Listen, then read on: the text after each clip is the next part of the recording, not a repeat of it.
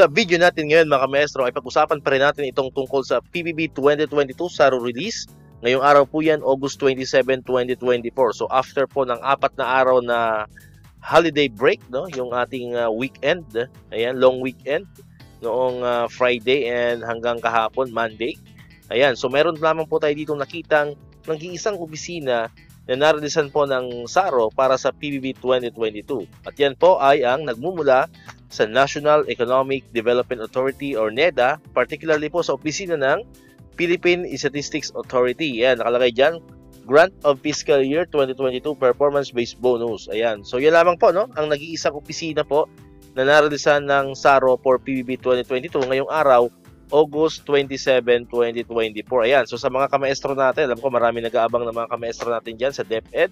So, sad to say po, wala po tayong bagong SARO ngayon para po sa hanay ng Department of Education. So, abang-abang lang po kayo sa ating channel, no, para pag may mga bagong development po tungkol sa mga SARO, especially po yung mga kamaestro natin dyan, ay agad-agad po natin yan lalagay dito sa ating channel. Kaya kung hindi ka pa nakakapag-subscribe, click mo na ang subscribe button dyan para ikaw yung unang makakapanood ng mga videos na ina-upload natin. Katulad dito yung mga updates about sa PBB and other bonuses ng mga teachers and government employees. And syempre, click mo na rin ang notification bell button para manonotify ka, updated ka pag may mga bago tayong uploaded na videos. So muli, maraming salamat sa inyong panonood at pakikinig. Once again, El Maestro, see you on my next vlog. Bye-bye!